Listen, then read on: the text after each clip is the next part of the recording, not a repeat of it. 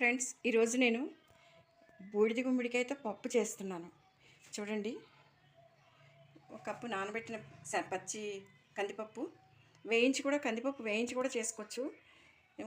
ఒకే ఒక్క టమాటో, కొంచెం పచ్చిమిర్చి, కరివేపాకు, కొంచెం చింతపండు పులుసు, కొంచెం పోపుకి ఆవాలు, మినపప్పు, 2 మెంతి గింజలు, కొంచెం ఉప్పు, పసుపు, ఇంగువ, కొంచెం ఎర్రకారం, కొంచెం అవన్నీ బూడిద గుమ్మడికాయ ముక్కలు.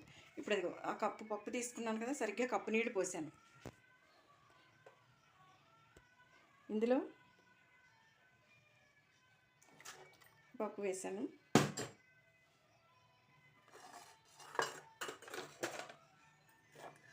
ముక్కలు కూడా వేసేస్తున్నాను.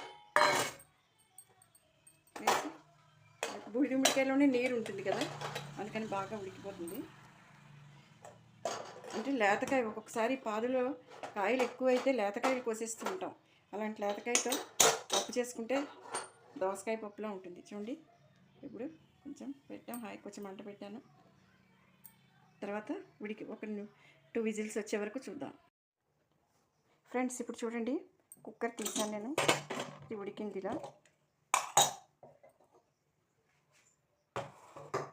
ఇలా ఉడికింది. ఇప్పుడు దీన్ని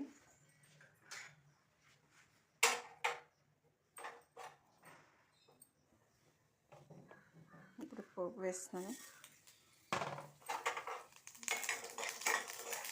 మనం ఉన్నదాంతో, అంటే ఇప్పుడు నేనంటే తొందరగా ఇక్కడ పడితే అక్కడ కూరలు ఏదోలే ఎక్కడ కొనేసి వాడేద్దాం అనుకోను. అందుకని చెప్పి ఏంటంటే ఉన్నదాన్నే ఇలా మార్చి చేస్తాను. ఎందుకంటే ఇంగువ, సాల్ట్ కూడా వేస్తాను, కారం, చింతపండు పులుసు. చూడండి, ఇలా ముక్కలకి తగిన నీళ్ళే పోస్తే పప్పు ఎంత ఉందో అంతే నీళ్ళు పోసి ముక్కలు వేయాలి. వేస్తే ఇలా వస్తుంది, అలా వస్తుంది. ఇలా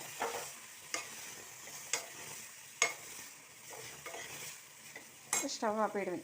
సరే, ఎక్కువ నీళ్ళు అయ్యాయనుకోండి, బూడిద గుమ్మడికాయ ముక్కల్లో లేతవంటేనే నీరు ఉంటుంది బాగా. అందుకని నీరు లేకుండా ఉండాలంటే పప్పు ఎంత ఉందో అంతే నీరు పోయాలి, పైన ముక్కలు వేయాలి. అది ఇలా చూసారు కదా, చాలా ఈజీగా అయిపోతుంది. ఒక పని చేసుకునే లోపల మనం ముక్కలు అవి పెట్టుకుంటే. చూడండి,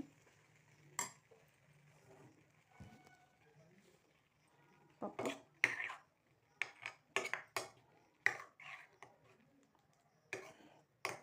ఇది అసలు మీరు ఎవరికైనా చెప్పినా కూడా తెలియదు, దోసకాయ పప్పులాగే ఉంటుంది.